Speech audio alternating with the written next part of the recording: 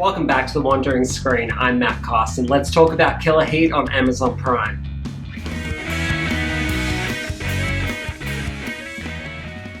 There's nothing like watching a film with a narrator who lets you know what a dickhead he is straight off the bat. Actually, let's start over. Richard Madden stars as twins, and there is exactly one shirtless scene.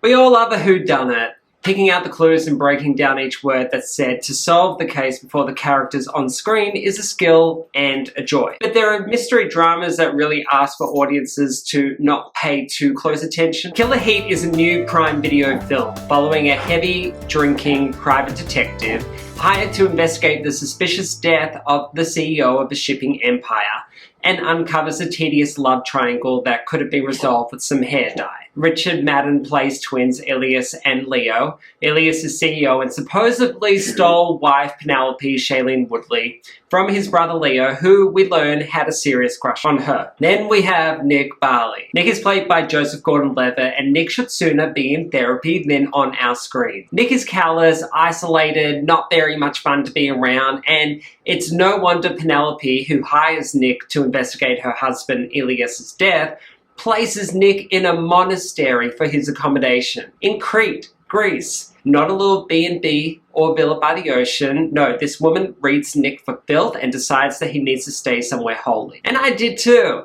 Let me break down exactly why I find Nick Barley to be the least interesting detective to ever stumble on our screens. Nick walks each step as though two movements. He bounces on his heel and then steps on his toe, and then he moves on to the other leg. It's instead of step by step, he goes step, step by step, step, and it's really frustrating. He lacks stealth, making it impossible for him to slip by unnoticed. He probably has the strength of a meerkat. His memory is clouded by his love for the bottom of a whiskey bottle. In the cobblestone streets of Crete, his shoes clatter like metal plates, alerting everyone to his presence, even when he's trying to sneak by. Instead of engaging with potential informants to help his case, he resorts to eliminating them. He gets new friends killed. He manages to shut down a restaurant through sheer incompetence and disregard for the livelihood of the townsfolk who have told him to tread carefully. By the end of the film, he looks like he still hasn't showered since when he first arrived. He tells the monastery that he will be no trouble at all, and only a couple of nights later,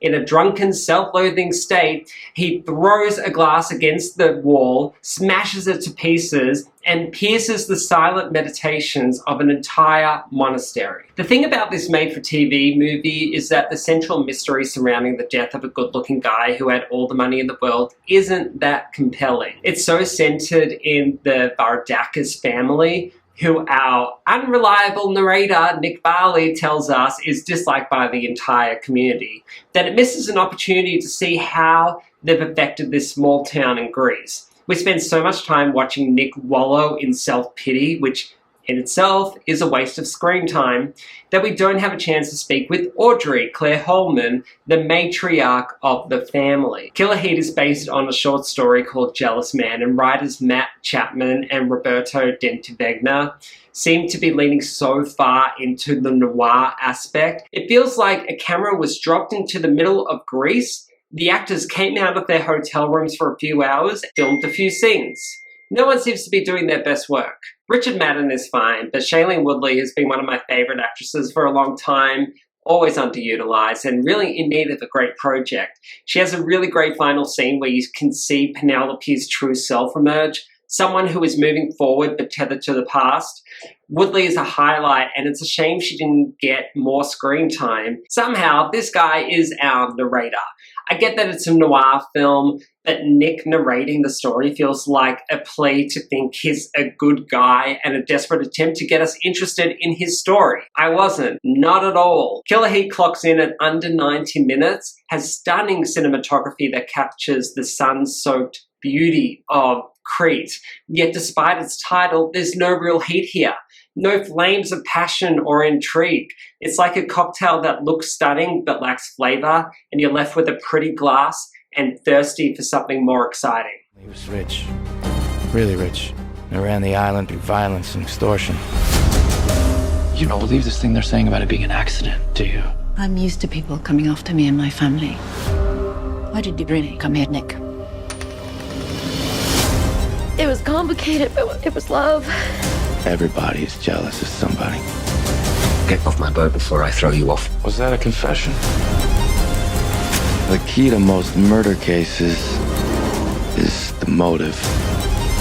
You made it to the end. Thanks so much for watching. I'd love to hear your thoughts on the film in the comments section below. See you next time.